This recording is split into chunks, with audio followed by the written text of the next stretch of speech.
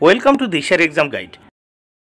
প্রিয় একাদশ শ্রেণীর পরীক্ষার্থী বন্ধুরা, তোমাদের জন্য এই ভিডিওটিতে আমি আলোচনা করতে চলেছি একাদশ শ্রেণী অর্থাৎ ক্লাস 11-এর 2024 সালের ইতিহাস বিষয়ের প্রশ্নপত্র উত্তর সহ।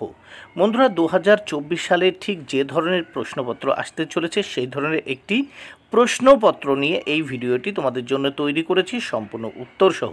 তাই ইতিহাস বিষয়ের প্রশ্নপত্রটি অবশ্যই দেখে নিতেই হবে। তাহলে দেখে নেওয়া যাক ক্লাস 11 2024-এর হিস্ট্রি অ্যানুয়াল এক্সাম কোশ্চেন। বন্ধুরা, এখানে দেখে নাও। প্রথমে টাইম 3 ঘন্টা 15 মিনিট, ফুল মার্কস 80। সঠিক উত্তরটি নির্বাচন করো। বহু বিকল্প ভিত্তিক প্রশ্নাবলী, 24টি প্রশ্নের উত্তর দিতে হবে, মোট 24 মার্ক। 24 মার্ক কিন্তু এমসিকিউ প্রশ্ন। প্রথম প্রশ্ন দেখে নেওয়া যাক। প্রথম প্রশ্নে কি বলা হয়েছে? প্রাক ইতিহাস শব্দটির অর্থ হলো, উত্তর দেখে নাও। অপশান বি, যে সময় মানুষ লিখন পদ্ধতি জানতো না। তাহলে প্রাক ইতিহাস শব্দটির অর্থ কি? অপশান বি উত্তর, যে সময় মানুষ লিখন পদ্ধতি জানতো না। দেখো নিচে উত্তর করে দেওয়া হয়েছে, যে সময় মানুষ লিখন পদ্ধতি জানতো না। এরপর দেখে নেওয়া যাক 2 নম্বর প্রশ্ন। ইন্ডিকার রচয়িতা ছিলেন, উত্তর দেখে নাও। ইন্ডিকার রচয়িতা ছিলেন অপশান এ মেগাস্থিনিস। ইন্ডিকার রচয়িতা ছিলেন উত্তর মেগাস্থিনিস। দেখো নিচে উত্তর করে দেওয়া হয়েছে, ইন্ডিকার রচয়িতা ছিলেন মেগাস্থিনিস। এরপর দেখে নেওয়া যাক প্রশ্ন নাম্বার, দেখো, সুলতানি যুগের ঐতিহাসিকরা হলেন। এখানে দেখে নাও সুলতানি যুগের ঐতিহাসিক কারা ছিলেন। এখানে দেখো জিয়াউদ্দিন বার্নি, আমির খসরু এবং আফিফ, এরা ছিলেন সুলতানি যুগের ঐতিহাসিক। কিন্তু সন্ধ্যাকর নন্দী কিন্তু সুলতানি যুগের ঐতিহাসিক ছিলেন না। দেখো সন্ধ্যাকর নন্দী কিন্তু এটি ভুল হবে, বাকি 3 জন সুলতানি যুগের ঐতিহাসিক ছিলেন। তাহলে উত্তর হচ্ছে দেখো 2, 3। তাহলে এখানে দেখে নেওয়া যাক। দেখো 2, 3 আর 4, এই 3 জন জিয়াউদ্দিন বার্নি, আমির খসরু, আফিফ, এরা ছিলেন সুলতানি যুগের ঐতিহাসিক এবং সন্ধ্যাকর নন্দী ছিলেন পাল যুগের। এরপর আমরা দেখে নেব 4 নম্বর প্রশ্ন। 4 নম্বর প্রশ্ন, এ পর্যন্ত সবচেয়ে পুরনো জীবাশ্মটি আবিষ্কৃত হয়েছে। এ পর্যন্ত সবচেয়ে পুরনো জীবাশ্মটি আবিষ্কৃত হয়েছে, উত্তর দেখে নাও। উত্তর হবে অপশান ডি আফ্রিকায়। উত্তর অপশান ডি আফ্রিকায়। এর পরের প্রশ্ন দেখে নেওয়া যাক। এর পরের প্রশ্ন দেখো 5 নম্বর প্রশ্ন। 5 নম্বর প্রশ্নে কি বলা হয়েছে? মেহেরগড় সভ্যতার আবিষ্কারের সঙ্গে যুক্ত। মেহেরগড় সভ্যতা আবিষ্কারের সঙ্গে কে যুক্ত ছিল? জা ফ্রাঁসোয়া জারিস। জা ফ্রাঁসোয়া জারিস ইনি মেহেরগড় সভ্যতা আবিষ্কার করেছিলেন। তাহলে নিচে উত্তর দেওয়া রয়েছে জা ফ্রাঁসোয়া জারিস। এরপর আমরা দেখে নেব 6 নম্বর প্রশ্ন। 6 নম্বর প্রশ্নে কি বলা হয়েছে? মেসোপটেমিয়ার মন্দিরগুলিকে কি বলা হতো? দেখো জিরাত বলা হতো বা জিগোরাত। মেসোপটেমিয়ার মন্দিরগুলিকে জিরাত বা জিগোরাত বলা হতো। এরপর দেখে নেওয়া যাক 7 নম্বর প্রশ্ন। প্রাচীন ভারতের খ্রিস্টপূর্ব 6ষ্ঠ শতকের অন্যতম ঘটনা ছিল। দেখো প্রাচীন ভারতের খ্রিস্টপূর্ব 6ষ্ঠ শতকের অন্যতম ঘটনা ছিল, দেখে নাও এখানে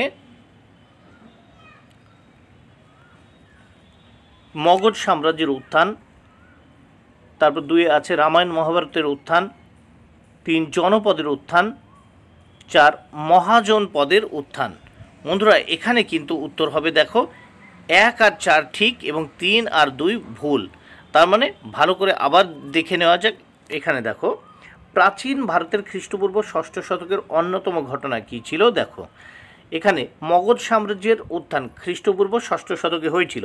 আর মহাজনপদের উত্থান মানে 1 আর 4, 1 আর 4 ঠিক, আর ভুল হচ্ছে রামায়ণ ও মহাভারতের রচনা, এটি ভুল, এবং জনপদের উত্থান এটি ভুল। এরপর আমরা দেখে নেব 8 নম্বর প্রশ্ন। 8 নম্বর প্রশ্ন। 8 নম্বর প্রশ্ন দেখে নেওয়া যাক। অ্যাক্রোপলিস কি? দেখো অ্যাক্রোপলিস কি? উত্তর দেখো অপশান সি গ্রিসের পাহাড়ের ওপর দুর্গের মতো সুদৃঢ় কেন্দ্র। নিচে উত্তর করে দেওয়া হয়েছে, দেখো গ্রিসের পাহাড়ের ওপর দুর্গের মতো সুদৃঢ় কেন্দ্র। এরপর দেখো 9 নম্বর প্রশ্ন। প্রশ্ন নাম্বার 9, দি ম্যাগনিফিসেন্ট নামে কোন অটোমান সুলতান পরিচিত? উত্তর হবে দেখো অপশান সি, সুলতান সুলেমান।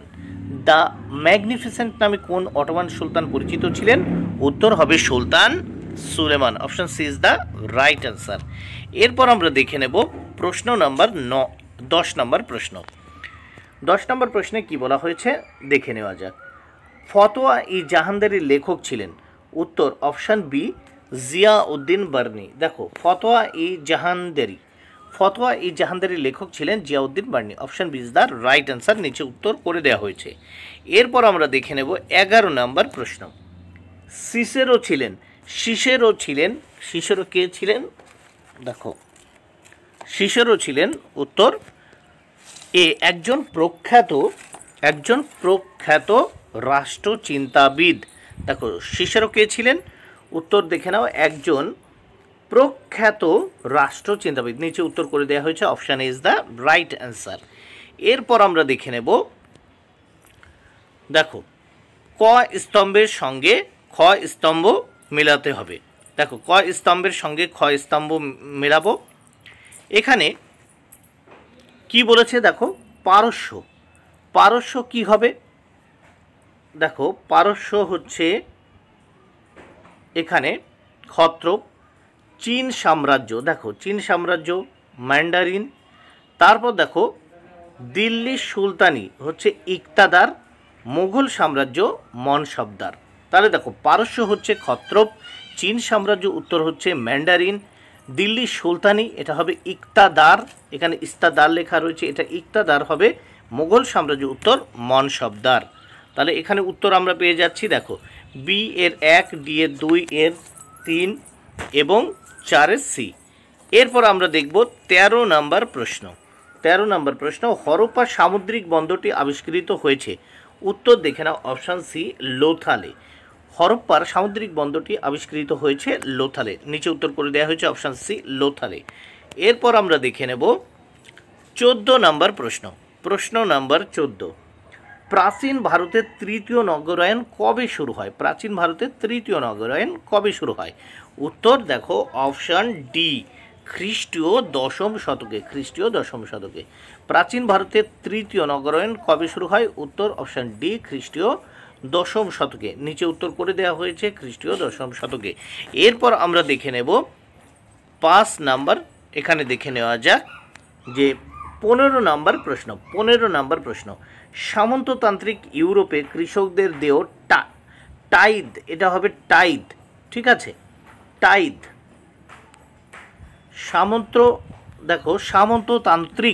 সামন্ততান্ত্রিক ইউরোপে কৃষকদের দেয় টাইদ করটি ছিল? উত্তর দেখো অপশান বি, ধর্মকর। Option B is the right answer. নিচে উত্তর করে দেওয়া হয়েছে। এরপর দেখে নেওয়া যাক 16 নম্বর প্রশ্ন। 16 নম্বর প্রশ্নে কি বলা হয়েছে, নিষাদ কাদের বলে?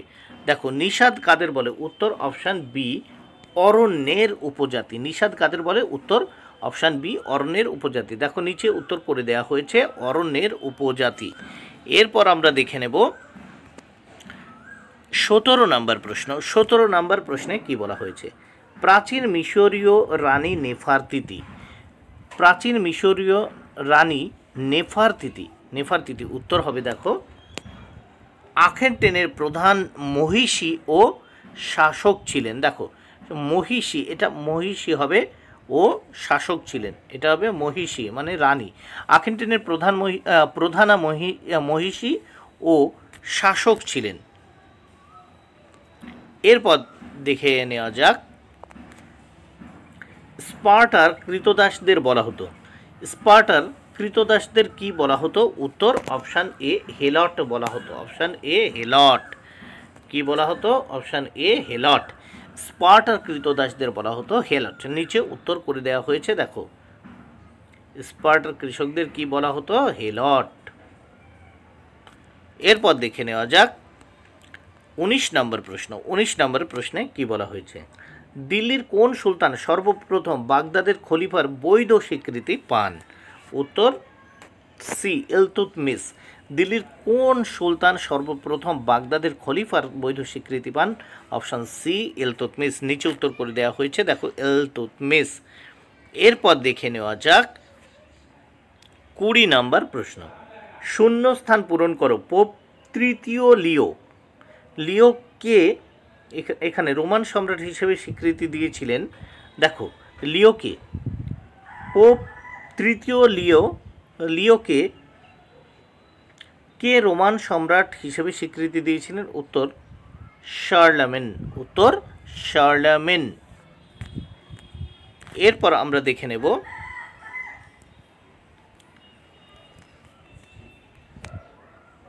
21 নম্বর প্রশ্ন। জৈন ধর্ম কি কি ভাগে বিভক্ত হয়েছিল? দেখো জৈন ধর্ম কি কি ভাগে বিভক্ত হয়েছিল? উত্তর অপশান ডি শ্বেতাম্বর, দিগম্বর। জৈন ধর্ম কি কি ভাগে বিভক্ত হয়েছিল? উত্তর অপশান ডি শ্বেতাম্বর আর দিগম্বর, শ্বেতাম্বর আর দিগম্বর।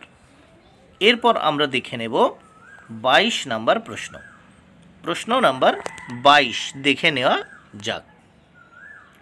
ক স্তম্ভের সঙ্গে স্তম্ভ মেলাও। দেখো ক স্তম্ভের সঙ্গে স্তম্ভ মেলাতে হবে। তাহলে এখানে দেখো কাগজের আবিষ্কার, কাঠের ব্লকের দ্বারা সূচ, তারপর দেখো জোহানেস গুটেনবার্গ, পার্চমেন্ট, এইগুলোকে আমাদের কি করতে হবে? উত্তর মিলাতে হবে। তাহলে দেখে নাও প্রথমে কাঠের, প্রথমে কি বলেছে? ক স্তম্ভের সঙ্গে স্তম্ভ মেলাতে হবে। দেখো কাগজের আবিষ্কার, আমরা জানি কাগজের আবিষ্কার কারা করেছিলেন? চীন। কাগজের আবিষ্কার চীন। তারপর দেখো কাঠের ব্লক দ্বারা সূচ, জাইলোগ্রাফি। তারপর জোহানেস গুটেনবার্গ, আমরা জানি গুটেনবার্গ প্রথম মুদ্রণ যন্ত্র বা ছাপাখানা আবিষ্কার করেছিলেন।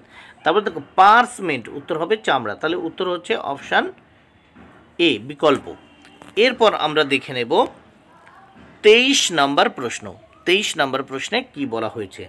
উড়ন্ত মাকু আবিষ্কার করেন। দেখো উড়ন্ত মাকু কে আবিষ্কার করেন? উত্তর অপশান সি জন কে। উড়ন্ত মাকু কে আবিষ্কার করেছিলেন? জন কে। নিচে উত্তর করে দেওয়া রয়েছে, দেখো উড়ন্ত মাকু আবিষ্কার করেন জন কে। এরপর আমরা দেখে নেওয়া যাক ইউরোপ থেকে ভারতবর্ষে আসার জলপথ আবিষ্কার করেন। ইউরোপ থেকে ভারতবর্ষে আসার জলপথ আবিষ্কার করেন কে? দেখো অপশান বি। অপশান বি হবে কে? Vasco da Gama. ইউরোপ থেকে ভারতবর্ষে আসার জলপথ আবিষ্কার করেন দেখো পর্তুগিজ নাবিক ভাস্কো ডা গামা 1498 খ্রিস্টাব্দে দক্ষিণ ভারতের কালিকট বন্দরে এসে পৌঁছেছিলেন ভাস্কো ডা গামা। এরপর আমরা দেখে নেব, দেখো বি গ্রুপে বলছে কি? 2টি বা 3টি বাক্যে নিম্নলিখিত প্রশ্নগুলির উত্তর দাও। বিকল্প প্রশ্নগুলি লক্ষণীয়। মোট 16টি প্রশ্নের উত্তর করতে হবে, 16 মার্ক। প্রথম 2-এর 1, প্রায় ইতিহাস বা প্রোটো হিস্টোরি কাকে বলে? প্রি হিস্টোরি কাকে বলে বা প্রোটো হিস্টোরি কাকে বলে? প্রাক ইতিহাস এবং ইতিহাস, দেখো প্রোটো হিস্ট্রি কাকে বলে? প্রাক ইতিহাস এবং ইতিহাস এই দুই বিভাগের মধ্যবর্তী সময়কাল পরিচিত প্রায় ইতিহাস বা প্রোটো হিস্ট্রি নামে পরিচিত। এটি হলো এমন একটি সময় যখন লিপির ব্যবহার প্রচলিত থাকলেও তার পাঠোদ্ধার করা সম্ভব হয়নি। অথবা দেখো লেখমালা বা এপিগ্রাফি বলতে কি বোঝো? উত্তর দেখে নাও, লেখমালা বা এপিগ্রাফি বলতে কি বোঝো? উত্তর, বিভিন্ন পাথর বা পাহাড়ের গায়ে যে লিপি উৎকীর্ণ করা হয় তাকে বলা হয় লেখ বা লিপি, যাকে এপিগ্রাফি বলা হয়।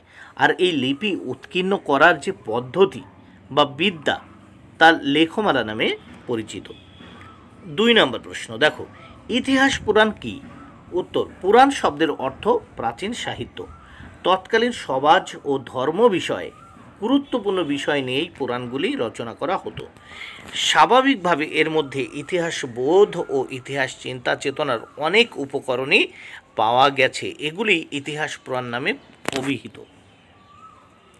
এরপর দেখো 3 নম্বর প্রশ্ন, প্রবাহমান কাল বলতে কি বোঝো? উত্তর, ইতিহাস ও সভ্যতার ধারা নিরবচ্ছিন্নভাবে প্রবাহিত, তবে এই ধারার প্রবাহমানতার মধ্যেই সভ্যতা ও ইতিহাস এক নতুন বাঁকে মোড় নেয়। এর ফলে সভ্যতা একটি নতুন স্তরে প্রবেশ করে।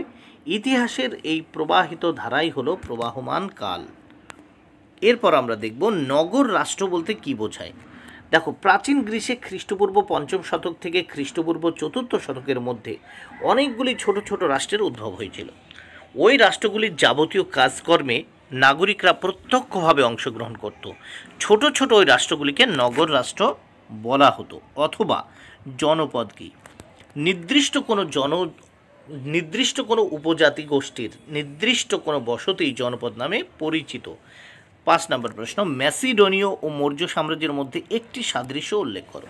উত্তর, ম্যাসিডোনীয় ও মৌর্য সাম্রাজ্যের মধ্যে একটি প্রধান সাদৃশ্য হল উভয় দুটি সাম্রাজ্যে বংশানুক্রমিক রাজতন্ত্র প্রতিষ্ঠিত হয়েছিল। এছাড়া উভয় দুটি সাম্রাজ্যের আয়তন ছিল বিশাল।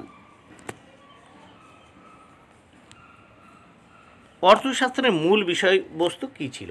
উত্তর, চাণক্য বা কৌটিল্য রচিত অর্থশাস্ত্রের মূল বিষয় ছিল আদর্শ রাষ্ট্রনীতি বা রাষ্ট্রদর্শন। এছাড়া গ্রন্থটিতে চন্দ্রগুপ্ত মৌর্যের শাসন ব্যবস্থা, রাজস্ব ব্যবস্থা, বিচার ব্যবস্থা, ভারতীয় সমাজ জীবনে নারীদের অবস্থা প্রভৃতি বিভিন্ন বিষয়ে আলোচনা করা হয়েছে।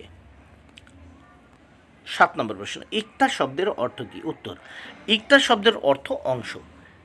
দিল্লির সুলতানি আমলে সুলতান একটি নির্দিষ্ট অংশের জমি অর্থাৎ ইকতা দিতেন ইকতাদারকে। দেখো, এটি ইস্তা লেখা রয়েছে, এটি হবে ইকতাদারকে, ইকতাদারকে, এটি হবে ইকতাদারকে। দেখো,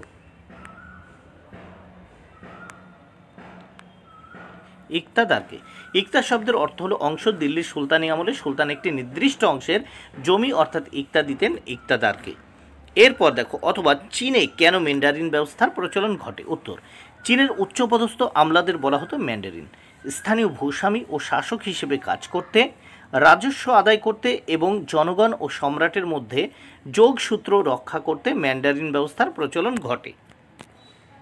এরপর টমাস ক্রোমওয়েল কে ছিলেন? উত্তর, টমাস ক্রোমওয়েল ছিলেন ইংল্যান্ডের রাজা অষ্টম হেনরির চ্যান্সেলর ও মুখ্য উপদেষ্টা। তার নেতৃত্বেই ইংল্যান্ডের নবরাজতন্ত্র প্রসারিত ও সুপ্রতিষ্ঠিত হয়েছিল। ৯ নম্বর প্রশ্ন, প্রাচীন ভারতে অগ্রহার প্রথা বলতে কী বোঝায়? উত্তর, ভারতে খ্রিস্টীয় ৩য় শতকের পরবর্তীকালে পুণ্য অর্জনের উদ্দেশ্যে ব্রাহ্মণকে ও ধর্ম প্রতিষ্ঠানে নিষ্কর জমি দান করার প্রথা প্রচলিত ছিল। এই প্রথা অগ্রহার বা ব্রহ্মদেয় নামে পরিচিত। অথবা দেখো, গুপ্ত যুগের শেষ ভাগে নগরগুলির অবক্ষয়ের একটি কারণ নির্ণয় করো। উত্তর, গুপ্ত যুগের শেষ ভাগে বিভিন্ন কারণে নগরগুলির অবক্ষয় ঘটে, যার মধ্যে অন্যতম ছিল এই সময় ব্যবসা বাণিজ্যের ক্ষেত্রে অবক্ষয়ের সূচনা হয়। এর ফলে নগরগুলির সমৃদ্ধি হ্রাস পায়। ১০ নম্বর প্রশ্ন, মধ্যযুগে ইউরোপে কাদের নাইট বলা হতো? উত্তর, সামন্তরা। দেখো, এটা সামস্তরা লেখা হয়েছে, এটা হবে কি সামন্তরা। সামন্তরা ছোটবেলা থেকে বিভিন্ন শিক্ষা গ্রহণ করত। ২১ বছর বয়সে সকল শিক্ষার শেষে তারা প্রভুর কাছে তারা প্রভুর কাছে নতজানু হয়ে বিশ্বাস ও আনুগত্য নিয়ম মাফিক জীবনযাপনের শপথ গ্রহণ করতে হতো। তখন সে পরিচিত হতো নাইট বলে। এরপর দেখে নাও ১১ নম্বর প্রশ্ন, মৌর্য পরবর্তী যুগে ভারত রোম বাণিজ্যের যে কোনো একটি প্রভাব উল্লেখ করো। উত্তর, মৌর্য পরবর্তী যুগে ভারত রোম বাণিজ্য এক গুরুত্বপূর্ণ ভূমিকা পালন করেছিল। এই বাণিজ্য হতো প্রধানত রেশম পথের মাধ্যমে। এর ফলে ভারতের অর্থনীতির উল্লেখযোগ্য সমৃদ্ধি ঘটেছিল।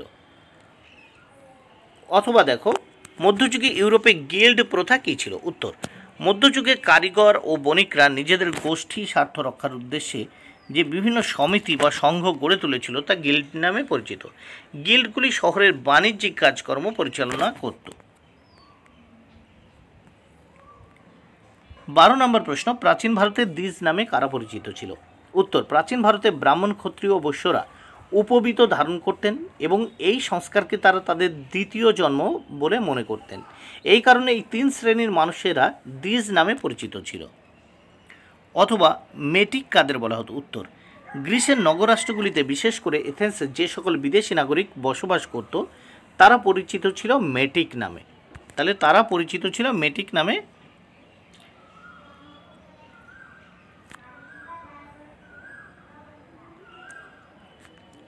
13 নম্বর প্রশ্ন, রাজপুত জাতির উৎপত্তি সংক্রান্ত যে কোনো দুটি তত্ত্বের নাম লেখো। উত্তর, রাজপুত জাতির উৎপত্তি সম্পর্কে ঐতিহাসিকগণ যে বিভিন্ন তত্ত্বের অবতারণা করেছেন তার মধ্যে অন্যতম হল আর্য জাতিতত্ত্ব এবং অগ্নিকুল তত্ত্ব। 14 নম্বর প্রশ্ন, মহাবিশ্বের সৌরকেন্দ্রিক তত্ত্ব বলতে কী বোঝো? উত্তর, মহাবিশ্বের সৌরকেন্দ্রিক তত্ত্ব বলতে বোঝায় যে সূর্য স্থির এবং সূর্যকে কেন্দ্র করে সৌরজগতের সমস্ত গ্রহ, উপগ্রহ, গ্রহাণুপুঞ্জ ইত্যাদি আবর্তন করছে। অথবা আধুনিক জ্যোতির্বিজ্ঞানের জনক কাকে বলা হয়, তিনি কোন দেশের মানুষ ছিলেন? উত্তর, নিকোলাস কোপারনিকাসকে আধুনিক জ্যোতির্বিজ্ঞানের জনক বলা হয়, তিনি পোল্যান্ডের মানুষ ছিলেন। 15 নম্বর প্রশ্ন, অপরসায়নবিদ্যা কি? উত্তর, প্রাচীনকাল থেকে মধ্যযুগ পর্যন্ত সময়ে যুক্তি ও আধুনিক বিজ্ঞান নির্ভরতাহীন যে রসায়নবিদ্যার চর্চা ইউরোপে জনপ্রিয়তা লাভ করেছিল তা অপরসায়নবিদ্যা বা অ্যালকেমি নামে পরিচিত। 16 নম্বর প্রশ্ন, পঞ্চদশ শতকে নতুন বিশ্ব বলতে কি বোঝাতো? উত্তর, দেখো পঞ্চদশ শতকে, এখানে দেখো পঞ্চদশ হবে,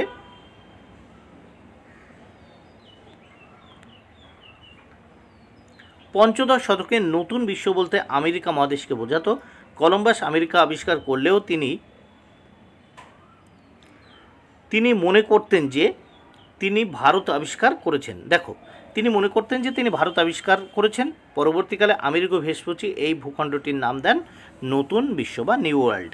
তাহলে দেখো, পঞ্চদশ শতকে নতুন বিশ্ব বলতে আমেরিকা মহাদেশকে বোঝাতো। কলম্বাস আমেরিকা আবিষ্কার করলেও তিনি মনে করতেন যে তিনি ভারত আবিষ্কার করেছেন। পরবর্তীকালে আমেরিগো ভেসপুচি ভূখণ্ডটির নতুন নাম দেন নিউ ওয়ার্ল্ড বা নতুন বিশ্ব।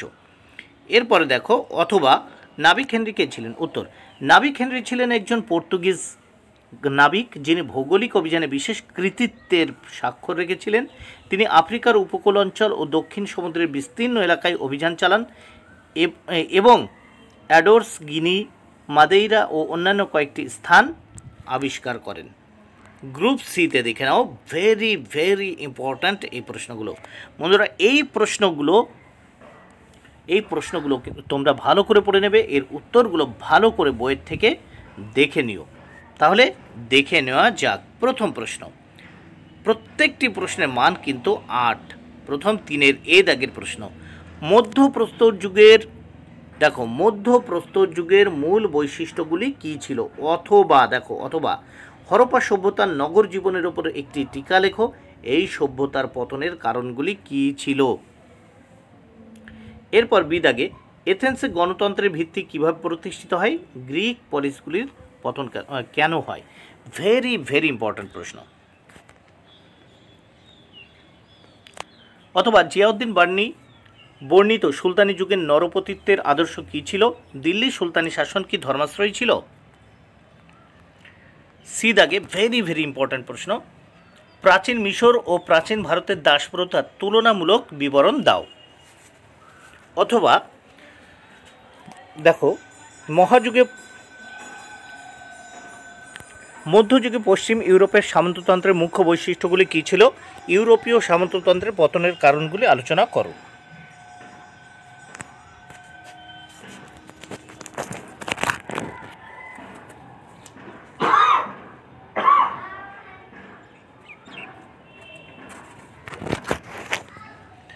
ডি দাগ দেখে নাও তোমরা ভালো করে, ভেরি ভেরি ইম্পর্ট্যান্ট। বর্ণ প্রথার বৈশিষ্ট্য কী? বর্ণ ও জাতির ধারণার মধ্যে পার্থক্য নিরূপণ করো। অথবা দেখে নাও, প্রাচীন ভারতের নারীর সামাজিক অবস্থানের উপর একটি প্রবন্ধ রচনা করো। তাহলে ডি এর অথবা দেখো, প্রাচীন ভারতের নারীর সামাজিক অবস্থানের উপর একটি প্রবন্ধ রচনা করো। এই দাগে, ইউরোপের ধর্ম সংস্কার আন্দোলনে মার্টিন লুথারের অবদান আলোচনা করো। Very very important.